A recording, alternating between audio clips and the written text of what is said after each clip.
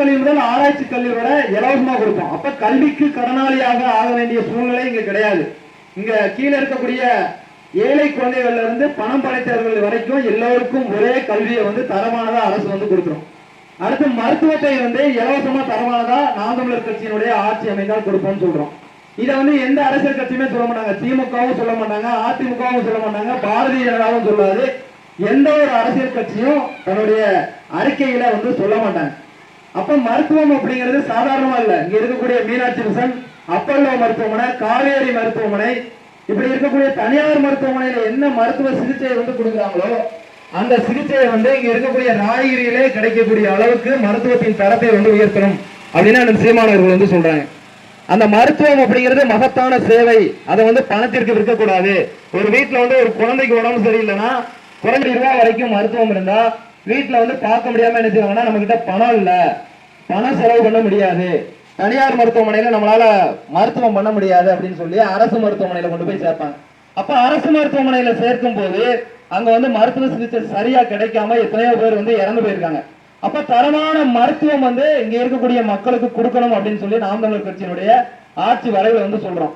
அது ஒத்த ரூபாயில இருந்து எத்தனை கோடி சிகிச்சை செய்யக்கூடிய மருத்துவமா இருந்தாலும் தரமானதா மக்களுக்கு கொடுக்கணும்.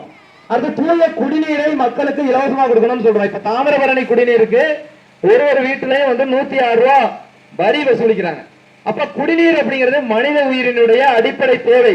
அதை தரமானதா இலவசமா கொடுக்கணும் அப்படின்னு நாம் தமிழர் கட்சி ஆட்சி வரையில சொல்றோம். அப்ப ஒரு மனிதனுக்கு கல்வியை தரமானதா அரசே கொடுத்துட்டா கல்வி கடனாளியாக இங்க யாரும் ஆக மாட்டாங்க. அதுபோல மருத்துவத்தை தரமானதா இலவசமானதா கொடுத்துட்டோம்னா இங்க உயிரிழப்பு அப்படிங்கிறது நடக்காது. இங்க மருத்துவத்திற்காக யாரும் இந்த உலகத்துல தமிழ்நாட்டுல கடன் அப்படிங்கிறது வாங்க மாட்டாங்க. அதுக்கு தூய குடிநீரை அரசு தரமானதா இலவசமா கொடுத்துருச்சுன்னா யாரும் குடிக்கிற தண்ணீரை விலை கொடுத்து வாங்க வேண்டாம். நம்ம உடல்நிலை சரியா இருக்கும். அப்ப இந்த மூளையும் அடிப்படை தேவை. இந்த மூளையும் எந்த அரசியல் கட்சி கொடுக்குது ஆட்சி வரையில தரமாக கொடுப்பா அப்படின்னு சொல்லுதுன்னு பாருங்க. திமுக அப்படிங்கிற அரசியல் கட்சி கட்டாயம் கல்வியையோ மருத்துவத்தையோ தூய குடிநீரையோ இலவசமா தரமாட்டாங்க. ஏன் அப்படின்னா அவர்களுடைய வேலை அப்படிங்கிறது அதிகாரத்தை பிடிக்கணும், மக்களுடைய வரிப்பணத்துல ஊழல் பண்ணி பணம் சம்பாதிக்கணும், பல ஆயிரம் கோடிகளை கொள்ளையடிக்கணும். டாஸ்மாக் அப்படிங்கிறத மக்களுக்கு கொடுக்கணும். டாஸ்மாக் குடிச்சாதான் ஒரு மனிதன் மூளை உடல் இருக்கக்கூடிய உறுப்புகள் எல்லாம் செயல் மூளை மழுங்கி போய் திரும்ப திரும்ப அவன் வாக்கு செலுத்துவான் திமுகவுக்கு அப்படின்னு. அப்ப மனிதர்களை இனப்படுகொலை பண்றது ஒண்ணுதான், சாராயத்தை கொடுத்துக் கொள்வதும் ஒண்ணுதான். ஒரு முறை நீங்க சாராயத்தை அந்த மதுபாட்டில குடிச்சிட்டீங்க அப்படின்னா உயிர் பிரிகிற வரைக்கும் அந்த மதுவுக்கு அடிமையாகி சாகுற நிலைமைக்கு போனாதான் அந்த குடிப்பழக்கத்துல சாவுதான் கொண்டு போய் விடும். அப்ப அந்த மதுப்பாட்டிலுடைய விலை என்ன அப்படிங்கறத உழைக்கக்கூடிய ஒவ்வொரு மக்களும் சிந்திங்க. உடல் உழைப்பை செலுத்துறோம். நம்ம இப்ப பீடி சுத்துறோம்னா பீடி சுத்துறோம், வயல்ல வேலை பார்க்கறோம்னா வயல்ல வேலை பார்க்கறோம், இல்ல கட்டிட வேலை பார்க்கறோம்னா வேலை பார்க்கறோம். அப்படி கிடைக்கக்கூடிய 100 ரூபாய் 200 ரூபாய் 300 ரூபாய் வருமானம் அப்படிங்கிறது எவ்வளவு கஷ்டப்பட்டு உடல் உழைப்பை செலுத்தி நேரத்தை செலவு பண்ணி உழைக்கிறோம் அப்படிங்கறத சிந்திங்க மக்கள் அப்ப அப்படி உழைக்கக்கூடிய வருமானத்தை இங்க இருக்கக்கூடிய திமுக காரங்களும் அதிமுக காரங்களும் பாஜக காங்கிரஸ் கட்சியும் அவங்க என்ன செய்யறாங்கன்னா மது ஆலைகளை வச்சிருக்காங்க. அந்த மது ஆலையில அவங்க ஒரு பாட்டில 18 ரூபாய் செலவு பண்றாங்க. 18 ரூபாய் செலவு பண்ணி உற்பத்தி பண்ணக்கூடிய அந்த மதுவை மக்களுக்கு 150 ரூபாயும் 200 ரூபாய்க்கும் கொடுக்குறாங்க. அப்ப அதுல என்ன கலந்துருக்குன்னா உயிரை கொள்ளக்கூடிய வேதிப்பொருட்களை கலந்துருக்காங்க. மதுவை கொடுக்கக்கூடிய மனிதனுடைய உடல் ஆற்றலை இழக்க செய்யக்கூடிய எல்லா பொருளையும் கலந்துருக்காங்க. அப்ப அதை குடித்தால் மனிதன் இறப்பான்னு தெரிஞ்சே அரசு மதுவை கொடுக்குறாங்க. மதுவை கொடுக்கக்கூடிய இந்த அரசு ஏன் படிக்கிற பிள்ளைங்களுக்கு தரமான கல்வியை கொடுக்கல, மருத்துவ சிகிச்சையை ஏன் கொடுக்கல, ஏன் தூய குடிநீரை இலவசமா கொடுக்கல அப்படிங்கறத மக்கள் எல்லாரும் சிந்திங்க. அப்ப திமுகவும் கொடுக்க மாட்டாங்க, அதிமுகவும் கொடுக்க மாட்டாங்க, பாரதிய ஜனதா கட்சியும் கொடுக்காது, புதுசா வந்திருக்கக்கூடிய நடிகர் விஜயும் கொடுக்க மாட்டாரு. ஏன் அப்படின்னா நடிகர் விஜய் அவர்களுடைய அரசியல் கட்சி அப்படிங்கிறது இங்க இருக்கக்கூடிய அதிமுகவில் இருந்து வந்த அமைச்சர்களும் எம்எல்ஏக்களும் தான் தாவேகா அப்படிங்கிற நடிகர் விஜயனுடைய அரசியல் கட்சியில இருக்காங்க. அப்ப திமுகவில் இருக்காங்க, தாவேகால இருக்காங்க, அதிமுகவில் இருக்காங்க, தாவேகால இருக்காங்க.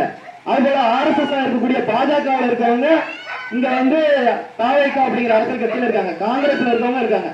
அப்ப ஊழல் பிரச்சாரிகள் எல்லாம் ஒன்னா சேர்ந்து நடிகர் விஜய் அவர்களுடைய அரசியல் கட்சியில சேர்ந்திருக்காங்க. அப்ப இவர்கள் இப்ப ஒரு சட்டமன்ற உறுப்பினராக போட்டியிடுவதற்கு 5 கோடி ரூபாய் ஒரு சீட்டுக்கு. புஷி ஆனந்த் அங்க இருக்கக்கூடிய லாட்டரி மார்டின் அப்படிங்கிற மிகப்பெரிய பணக்காரர், நடிகர் விஜயனுடைய அரசியல் கட்சியில் இருக்கக்கூடிய பணக்காரர். கிட்டத்தட்ட ஒரு சட்டமன்ற உறுப்பினருக்கு 5 கோடி ரூபாய் சீட்டுக்கு கொடுங்க அப்படின்னு கேட்கிறாங்க. அப்ப பணம் படைத்தவர்கள் பணத்தை முதலீடு பண்றாங்க. ஏன் இவ்வளவு கோடிகளை கொட்டுறாங்க அப்படின்னு பார்த்தோம்னா, அவங்க செய்யக்கூடிய சட்டவிரோதமான தொழில்களுக்கு பணம் சம்பாதிக்கிறதுக்கு அதிகாரம் அப்படிங்கிறது தேவைப்படுது. சட்டமன்ற உறுப்பினராகவோ பாராளுமன்ற உறுப்பினராகவோ இருக்கணும்னு நினைக்கிறாங்க. அந்த ஒரு காரணத்திற்காக தான் சட்டமன்ற உறுப்பினராக போட்டியிடணும்னு நினைக்கிறாங்க. நல்லா சிந்திச்சு பாருங்க. ஒரு சட்டமன்ற உறுப்பினருடைய மாத வருமானம், ஒரு மாச சம்பளம் அப்படிங்கிறது 1,05,000 ரூபாய். அப்ப 5 ஆண்டுகள் 12 மாதத்திற்கு எவ்வளவு ஆகுது? 5 ஆண்டுகளுக்கு ஒரு சட்டமன்ற உறுப்பினருடைய வருமானம் அப்படிங்கிறது கிட்டத்தட்ட 65 லட்சம் ரூபாய்க்குள்ளதான் கிடைக்கும். அப்ப இங்க போட்டியிடக்கூடிய பாரதிய ஜனதா கட்சியில அனந்தநாயசாமி போட்டியிடுறாரு. பக்கத்துல இருக்கக்கூடிய விஸ்வநாத பெரிய சேர்ந்தவர். அவருடைய தம்பி இதற்கு முன்னாடி அதிமுகவில் சட்டமன்ற உறுப்பினரா இருந்தவர். அவர் சட்டமன்ற உறுப்பினரா இருந்த போது வாசநல்லூர் சட்டமன்ற தொகுதியில செய்வது என்ன, அதிமுகவில் இருந்து அவர் செய்வது என்ன அப்படிங்கறத சிந்திங்க. இப்ப இங்க இருக்கக்கூடிய விஸ்வநாத பெரியில அவர் வீட்டுக்கு அருகில இருக்கக்கூடிய மண்டபத்து பக்கத்துல இருக்கக்கூடிய பஸ் ஸ்டாப்புக்கு எடுத்து பார்த்தோம்னா ஒரு கழிப்பறை வசதியை செய்து கொடுக்கலாம். இந்த 5 ஆண்டுகள்ல ஒரு மண்டபம் மட்டும், கல்யாண மண்டபம் மட்டும் நான் ஜெயிச்சு வந்தோம்னா இதை செஞ்சு கொடுக்குறேன் அப்படின்ட்டு பணத்தை கொடுத்து அந்த கல்யாண மண்டபத்தை மட்டும் கட்டி கொடுத்துருக்காரு. அப்போ ஒரு 20 கழிப்பறைகள் கட்டி அங்க இருக்கக்கூடிய பெண்களுக்கு கழிப்பறை வசதி செய்து கொடுக்கிற மனோகரன் அவர்கள். ரோட்ல பெண்கள் இரவு நேரங்கள்ல மனம் கழிக்கக்கூடிய அவல நிலை அப்படிங்கிறது அதிமுக ஆட்சியில இருந்தது. 5 ஆண்டுகளா இருந்து மக்களுக்கு எதுவுமே பண்ணல. ரோடு போன்றவர்கிட்ட கமிஷனு, பாலம் கட்டுறவங்க கிட்ட கமிஷனு, என்ன தொழில் செஞ்சாலும் கமிஷன் மட்டும் கரெக்டா போயிடும், மக்களுக்கு எதுவுமே செய்யல. அப்ப அதே அவருடைய அண்ணனே இப்ப பாரதிய ஜனதா கட்சியில வேட்பாளரை அறிவிச்சிருக்காங்க. அவர் அமெரிக்காவில இருந்து வந்தவரு, இங்க மக்களுக்கு எல்லாம் பண்ணுவாரு அப்படின்னா. இப்ப படிக்காத அவர் அவர் லெவலுக்கு என்ன ஊழல் பண்ணி கொள்ளடிக்கணுமோ கொள்ளடிச்சிட்டு தரணிக்கு மேற்க போய் ஒரு மிகப்பெரிய செங்கல் சூளையை வச்சு சட்டவிரோதமா கண்மாயில மணல் அள்ளி அவர் ஊழல் பண்ணி அந்த வேலையை பார்த்துட்டு இருக்காரு.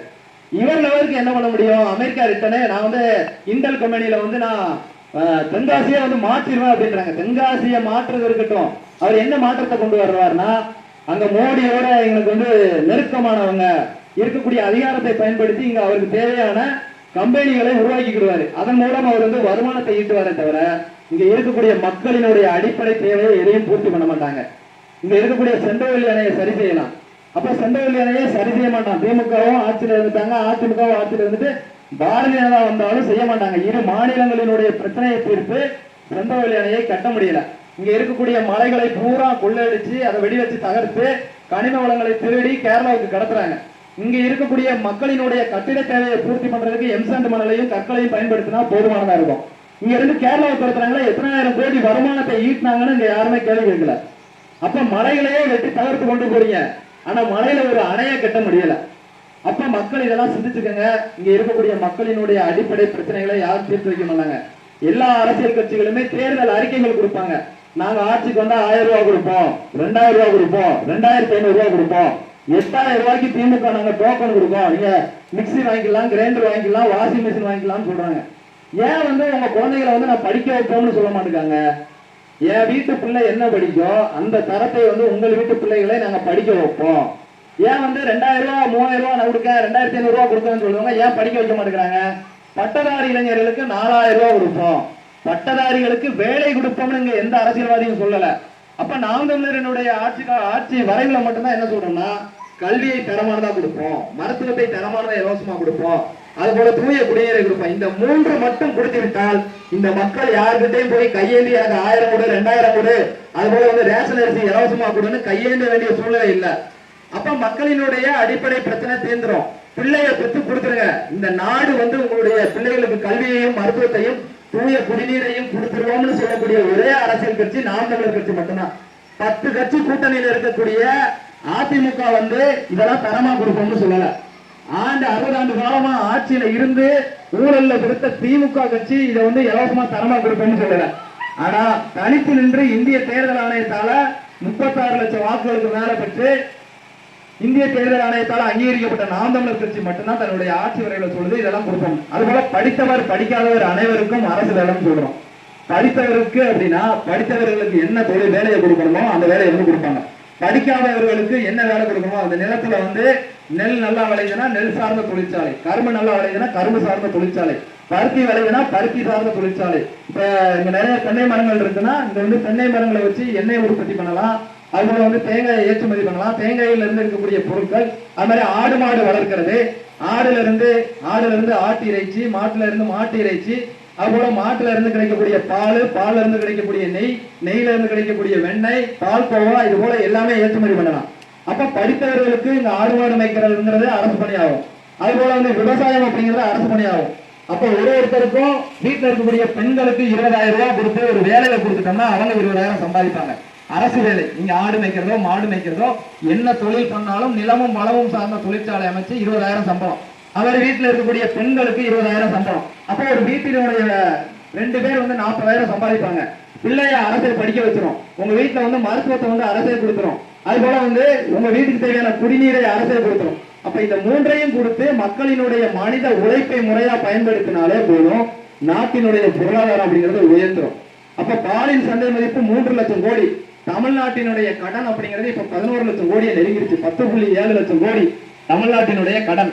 அப்ப ஆண்டொன்றிற்கு பாலில் மட்டுமே 3 லட்சம் கோடினா 5 ஆண்டுகள்ல 15 லட்சம் கோடி வருவாயை ஈட்டிடலாம். இப்ப நாட்டுல வந்து தமிழ்நாட்டினுடைய வரி வருவாய் அப்படிங்கிறது கிட்டத்தட்ட 3 லட்சம் கோடி. ஆனால் நாட்டில் செலவழிக்கக்கூடிய பணம் அப்படிங்கிறது 4 லட்சம் கோடிக்கு மேல தேவைப்படுது. அப்ப ஆண்டொன்றிற்கு 1 லட்சம் கோடி கடன், அப்ப 5 லட்சம் கோடி கடன். அப்ப நாட்டினுடைய வருமானத்தை எப்படி உயர்த்தணும், மக்களினுடைய வாழ்க்கை தரத்தை எப்படி உயர்த்தணும்னு அண்ணன் சீமான் அவர்கள் மட்டும்தான் ஆட்சி வரையில சொல்றாங்க. அப்ப மக்கள் சிந்திங்க, தோக்கிற கட்சி நாம் தமிழர் கட்சி அப்படின்னு சொல்லி சிந்திக்காதீங்க.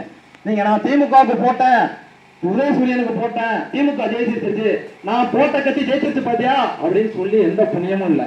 அவன் என்ன பண்ணுவான், திமுகவுக்கு ஓட்டு போட்டீங்கன்னா அடுத்து இங்க வந்து ராயகிரியில வந்து இந்த பக்கம் ஒரு ஒயின் ஷாப்பு, பார் பக்கத்திலே திறந்து காலையில 11 மணில இருந்து இரவு 11 மணி வரைக்கும் குடிக்கலாம். அப்ப இங்க ஒரு ஒயின் ஷாப்பு, அடுத்து இந்த சைடு சிவகிரி ரோட்ல போனா அங்க ஒரு டாஸ்மாக் கடை, அங்க ஒரு மணமகள் மன்றம்னு வச்சு காலையில 11 மணில இருந்து இரவு 11 மணி வரைக்கும் குடிச்சு சாதனத்துக்கு வச்சிருப்பான். அதுக்கப்புறம் இந்த பக்கம் கரிகால ரோட்ல போனீங்கன்னா இங்கேயும் ஒரு மணமகள் மன்றத்தை வச்சு இங்கேயும் காலையில 11 மணில இருந்து இரவு 11 மணி வரைக்கும் குடிக்கலாம்னு சொல்லி வச்சிருப்பான். அப்ப குடிக்கிறதுக்கு தான், சுத்தி குடிச்சு சாகிறதுக்கு தான் இங்க வந்து வழிவகைகளை ஏற்படுத்தி வைப்பான தவிர திமுக வேற எந்த ஒரு இதையும் பண்ண மாட்டாங்க. அப்ப மக்கள் வந்து சிந்திங்க, நீங்க திமுகவுக்கு ஓட்டு போட்டா திமுகவுடைய வேட்பாளர் ஜெயிப்பான். இங்க எப்படி ஊழல் பண்ணலாம், கூடப்பட்ட டாஸ்மாக் தரங்களாம் தான் நடப்பான். பாஜகவுக்கு ஓட்டு போட்டீங்கன்னா மதவாத அரசியலை முன்னெடுத்து இங்க எப்படி வந்து இங்க இருக்கக்கூடிய வளங்களை சூறையாடலாம் அப்படிங்கிறதான் சிந்திப்பான். உதாரணம் எடுத்துக்கிட்டீங்கன்னா தமிழ்நாட்டிற்கு என்னென்ன திட்டங்களை கொண்டு வந்திருக்காங்க பாரதிய ஜனதான்னு பாருங்க. பாரதிய ஜனதாவும் காங்கிரசும், அதாவது தேசிய கட்சி, இங்க மாநில சுயாட்சி பேசுற கட்சியே இங்க எதுவுமே செய்யல மக்களுக்கு. அங்க இருக்க மோடி வந்து இங்க இருக்கக்கூடிய மக்களை பத்தி சிந்திப்பாரா? வாக்குக்கு பணம் கொடுத்து வாக்குகளை வாங்கி அதிகாரத்தை பிடிக்காங்க. ஏன்னா அதிகாரம் அப்படிங்கிறது மிக வலிமையானது. அதை அடைந்து விட்டால் மட்டும்தான் மக்களுக்கு தேவையானது செய்ய முடியும். அப்ப மக்களுக்கு இருக்கக்கூடிய ஒரே அதிகாரம் அப்படிங்கிறது வாக்கு செலுத்தக்கூடிய அதிகாரம் மட்டும்தான். அப்ப நீங்க திரும்ப திமுகவுக்கு வாக்கு செலுத்தினா அவங்க ஜெயிப்பாங்க, ஊழல் பண்ணுவாங்க. பாரதிய ஜனதா கட்சியா இருக்கக்கூடிய பாஜகவுக்கு வாக்கு செலுத்தினா பாஜக ஜெயிக்கும், அந்த வேட்பாளர் ஜெயிப்பாங்க. ஆனா வாக்கு பட்டியல 2வது இருக்கக்கூடிய ஏரி ஏந்திய விவசாய சின்னத்துல உங்களுடைய வாக்குகளை செலுத்தினா நீங்க ஜெயிப்பீங்க, அடுத்து இருக்கக்கூடிய தலைமுறை வந்து ஜெயிக்கும். ஏன்னா இது வரைக்கும் வந்து அரசியலுங்கிறது திமுக அப்படிங்கிறது 500-1000 பணம் கொடுப்போம் ஓட்டு போடுவாங்க அப்படின்னு இந்த அடுத்த தலைமுறைக்கு சிந்திக்கும்.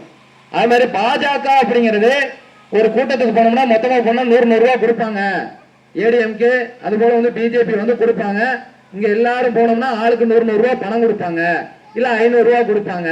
அது போல வந்து நம்ம ஓட்டு போடுறது அன்னைக்கு வீடு வீடா வந்து 500-1000 பணம் கொடுப்பாங்க. அப்ப தேர்தல்னாவே வாக்கு செலுத்தணும்னாவே பணம் கொடுப்பாங்க, ஓட்டு போடுவோம். இப்படித்தான் நம்ம வந்து வளர்ந்துருப்போம். அப்ப அடுத்து இருக்க தலைமுறைக்கும்